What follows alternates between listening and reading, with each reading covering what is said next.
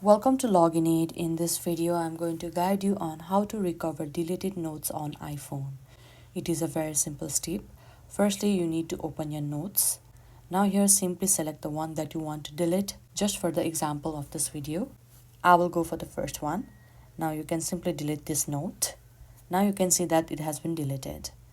Now all you can do is tap on folders at the top left, and you will be led to this kind of interface.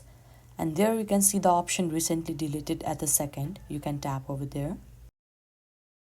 One thing you need to know is that notes are available here for 30 days.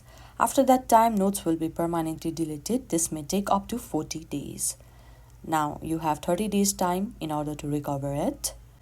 Now all you need to do to recover it is simply tap on edit at the top right. Now here, simply select the notes that you want to recover. After that, simply tap on move at the bottom side at the left.